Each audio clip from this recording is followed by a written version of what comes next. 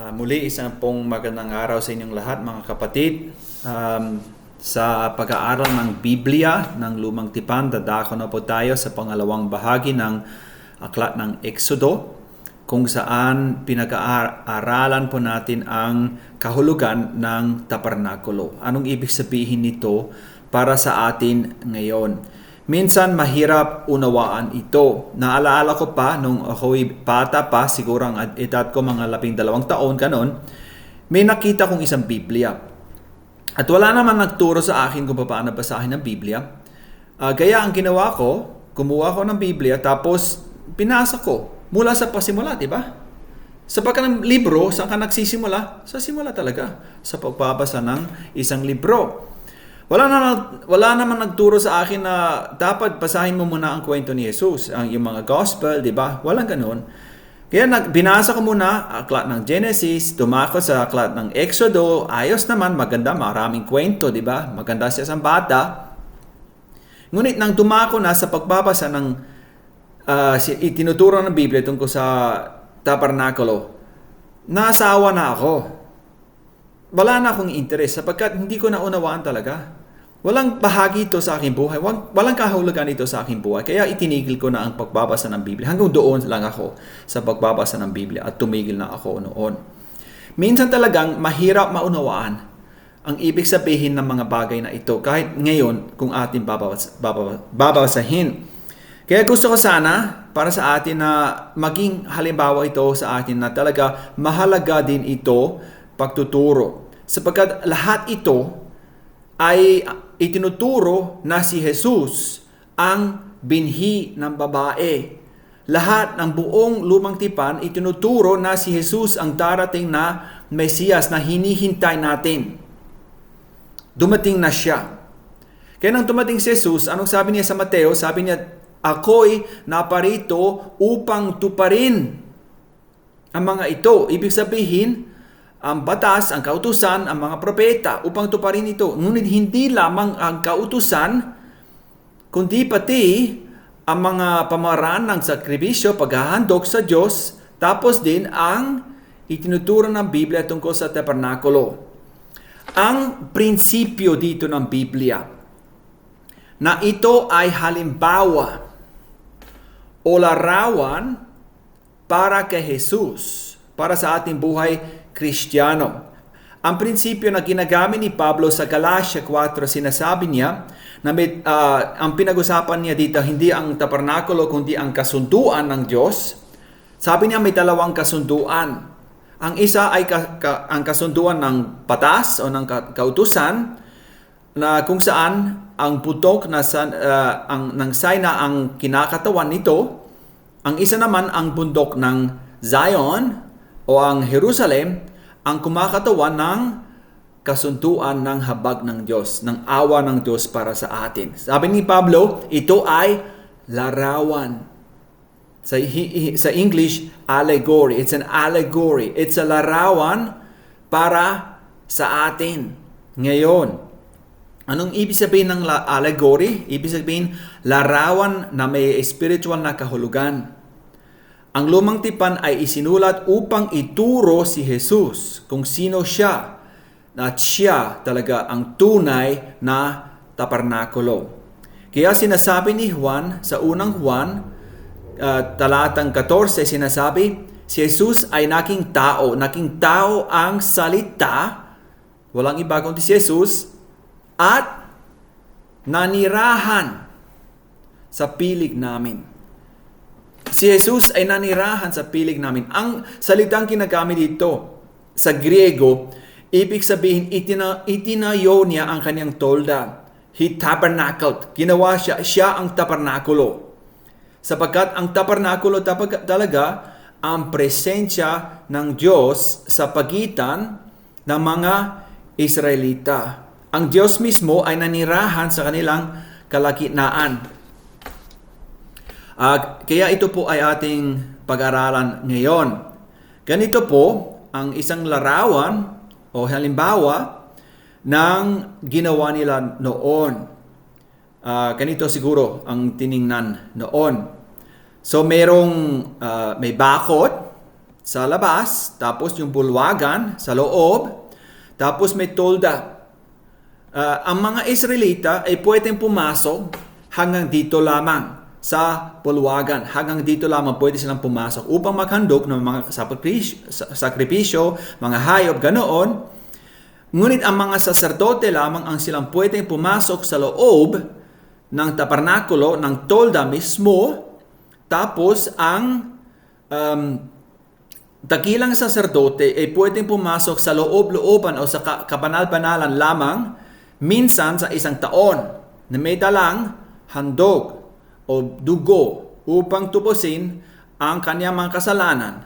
Ang kasalanan ng saserdote mismo at ang kasalanan ng mga tao.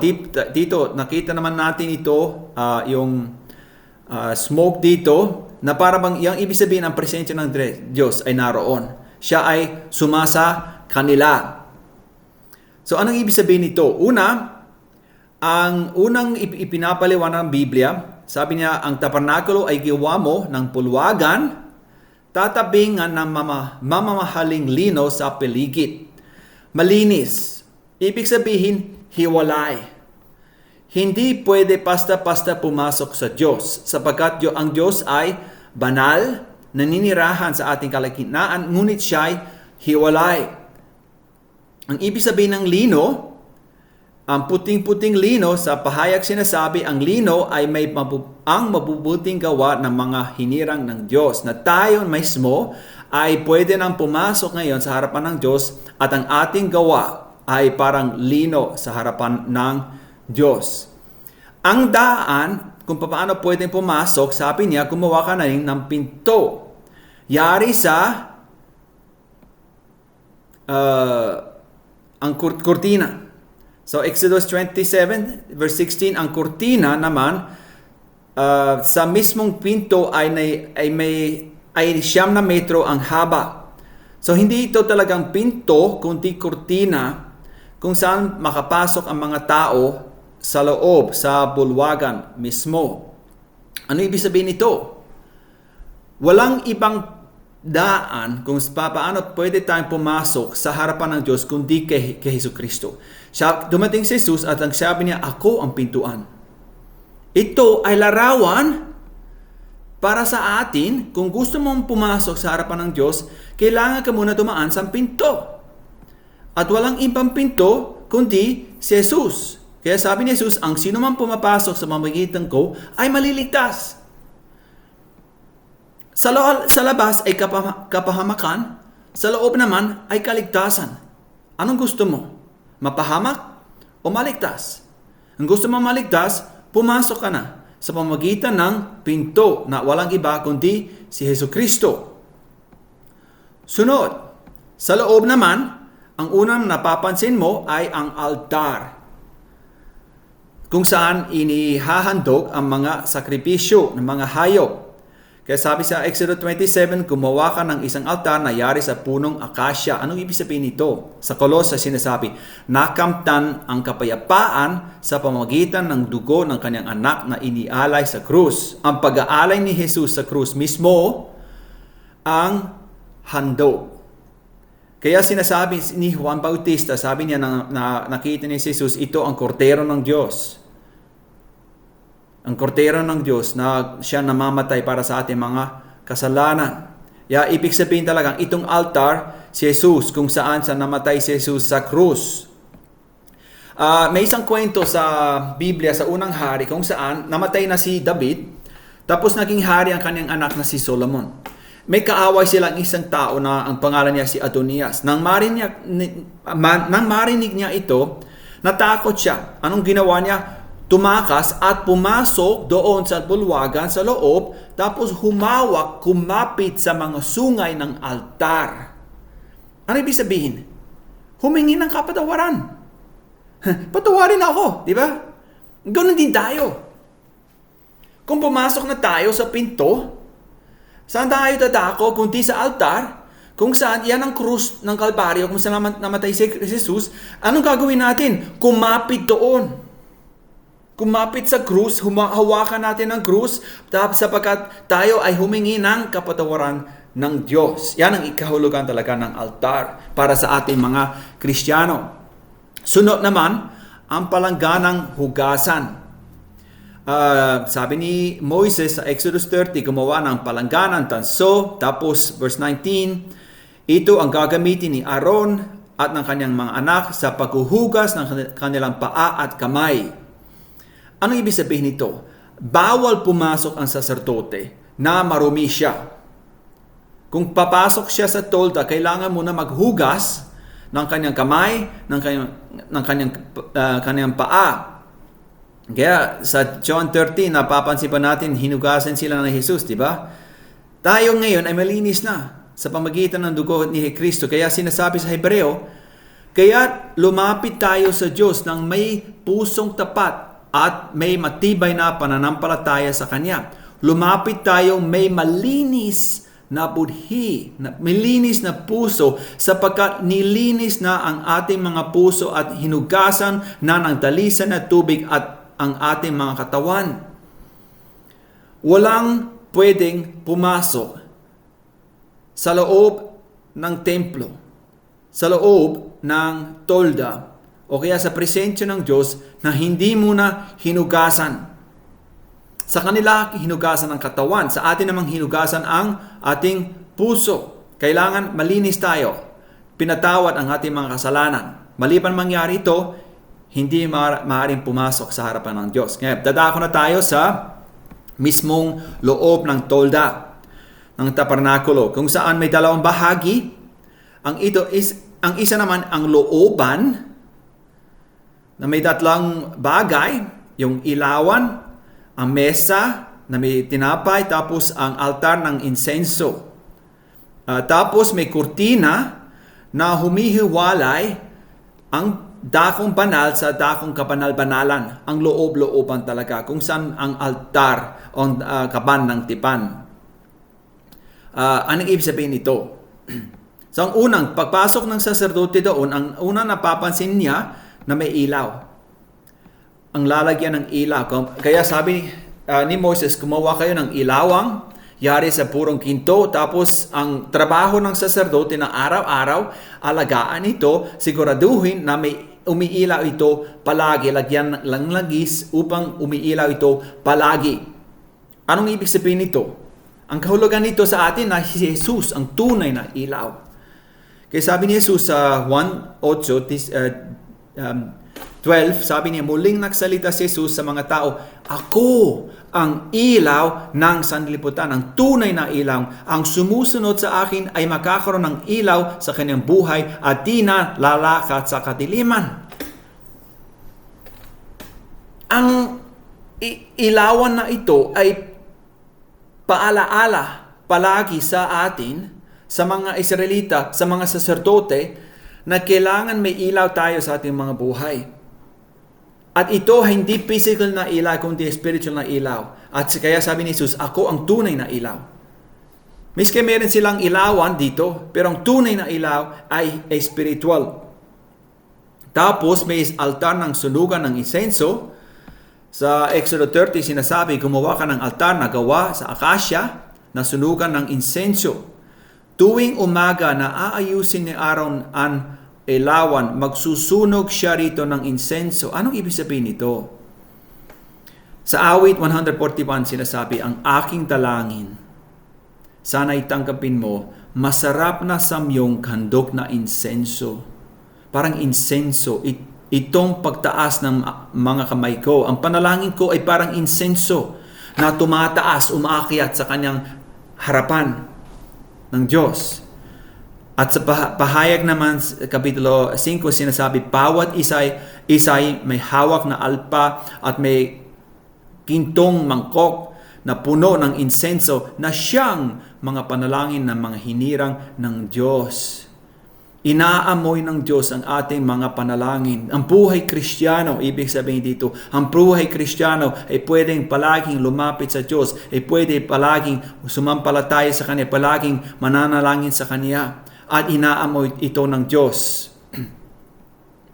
Tapos, ang ikatlong bahagi naman sa looban doon, may mesa ng tinapay na handog sa Diyos.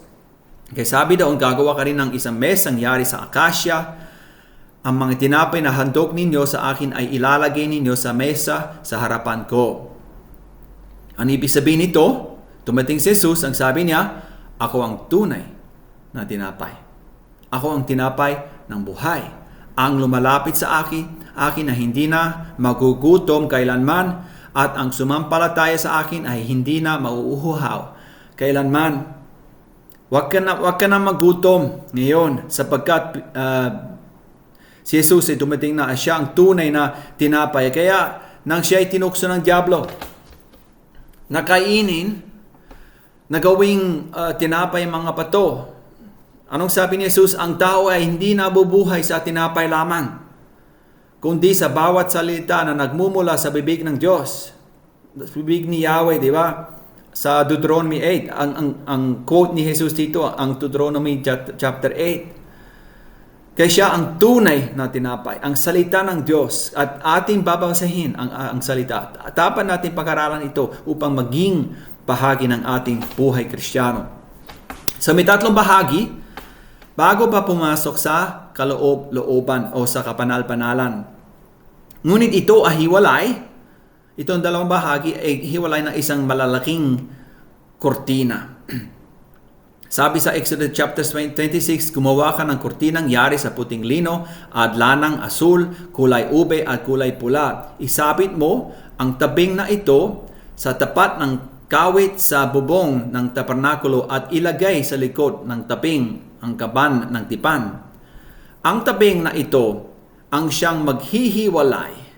Mahalaga ito. Ang siyang maghihiwalay sa dakong banal at sa dakong kabanal-panalan.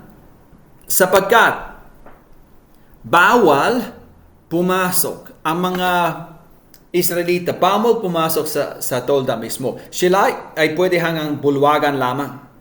Ang mga saserdote ay pwedeng pumasok hanggang sa loob lamang. Ang dakilang saserdote lamang ang pwedeng pumasok minsan sa isang taon sa looban o kaya sa kapanal-panalan upang tumubos sa kasalanan ng mga tao. Ito ay babasahin pa natin sa Levitico chapter 16 ay ating pag-aralan next time. Mahalagang nangyari nung namatay si Jesus sa krus.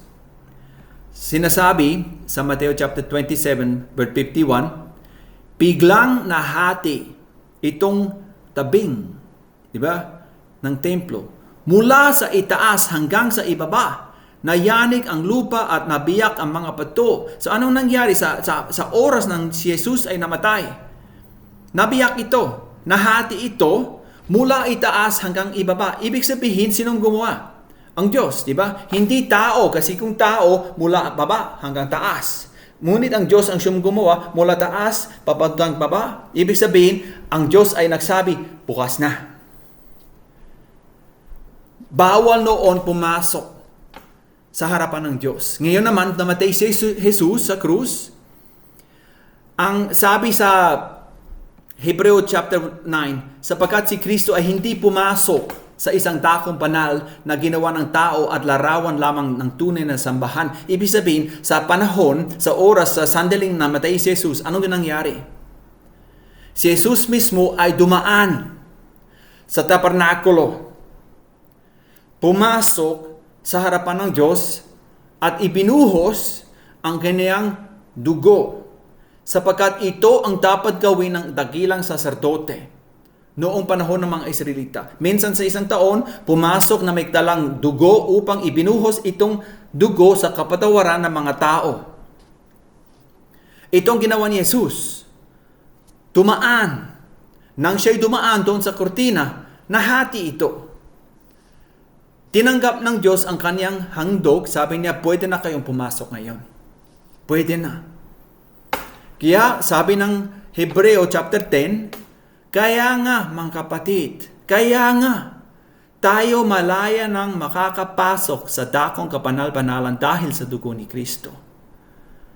Pwede na tayong pumasok. Huwag tayong tumigil. Pinatawad ng ating mga kasalanan sa altar, di ba? Kumapit tayo doon sa altar, humingi ng kapatawaran.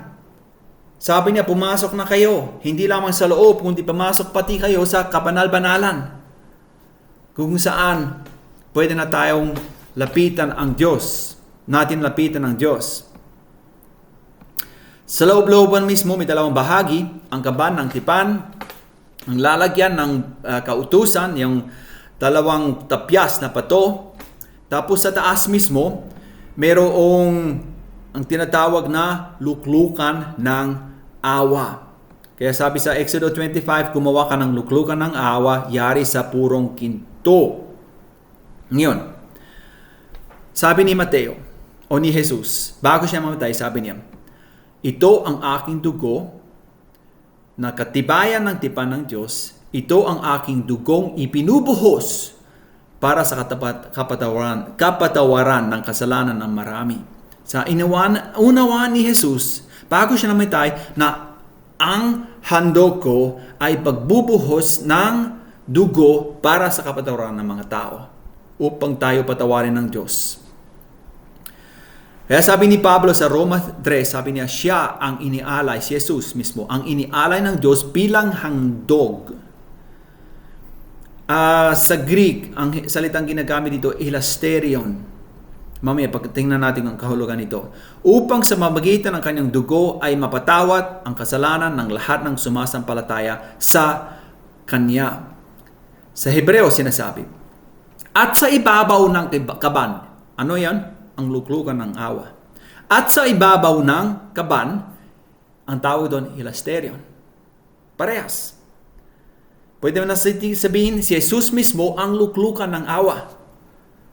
Siya mismo ang dugo na ibinuhos niya ang kanyang dugo sa kapatawaran ng tao. Sa niya ibinuhos sa luklukan ng awa na siya mismo ang luklukan ng awa. Si Jesus mismo ang handog. Si Jesus mismo ang luklukan, ang awa. Saan tayo makakaroon ng awa o maghahanap ng awa? Kay Jesus lamang. Siya lamang ang makabibigay sa atin ng awa dahil sa kanyang handog para sa akin. Kaya dapat na tayo lumapit. Sabi niya, lumapit kayo sa akin. Kaya ito ang lugar kung saan ibinuhos ang awa ng Diyos sa pamamagitan ng dugo ni Jesucristo. Mahalaga naman ang sinasabi ng Hebreo 4, sinasabi, kaya nga, magpakatagtag tayo sa ating pananampalataya dahil meron tayong takilang pinakapunong pari na pumasok sa kalangitan. Doon mismo sa harap ng Diyos, siya ay walang iba kundi si Jesus na anak ng Diyos. Ang ating pinakapunong paring ito ay nakakaunawa sa ating mga kahinaan sapagkat tulad nating tinuksa siya sa lahat ng paraan, supalit kailanman hindi siya nagkasala. Ngayon, verse 16, kaya huwag tayong mag-atubiling lumapit sa trono ng mahahabing Diyos upang makamtan natin ang habag at sa pagpapala na tutulong sa ating sa panahon ng ating pangangailangan. Anong conclusion dito? Sabi niya, lumapit na kayo. Lumapit na kayo. Naibigyan na tayo ng awa, pinatawa ng ating mga kasalanan. Lumapit na kayo. Bilang mananampalataya, kailangan tayo pumasok sa loob-loobang. Huwag tayong tumigil sa labas. Huwag tayong tumigil hanggang buluwagan lamang. Sabi niya, tama na tayo, pinatawa na tayo ng Kristus. Sabi niya, huwag. Kundi pumasok tayo sa loob, manalangin tayo, mag-aral tayo ng kanyang salita. Si Jesus ang ilaw natin. Tapos sabi, pumasok pati tayo sa kabanal-banalan. Kung saan tayo tatanggap ng awa ng Diyos. So, anong ibig itinuturo ng tabernakulo sa atin?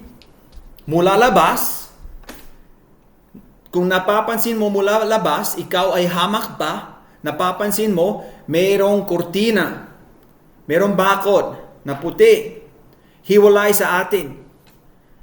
Ibig sabihin, ang Diyos ay banal. Tayo hiwalay sa Kanya dahil sa ating mga kasalanan. Ngunit naman, pinuksan niya ang daan, may pinto, walang iba kundi si Jesus ang pinto, siya rin ang sakripisyo, siya rin ang handog, siya ang kordero ng Diyos. Doon tayo mapapansin ang kapatawaran o matatanggap ang kapatawaran. Tapos linilisin niya tayo. Walang bagay na hindi malinis ay maaaring pumasok sa harapan ng Diyos. Sabi ng Pahayag 21, kailangan malinis tayo sa ating mga kasalanan. Tapos ang buhay nating Kristiyano, sumampalatay kay Jesus na siyang ilaw ng mundo, ng sanlibutan, manalangin sa Kanya, magbasa ng Kanyang salita, tapos unawaan din natin na tayo ay tinubos na ng ating mga kasalanan. Ito ay ating pag-aaralan sa next time tungkol sa kahalugan ng mga handog. Naway ito ay naging pagpapala sa inyo. God bless you all.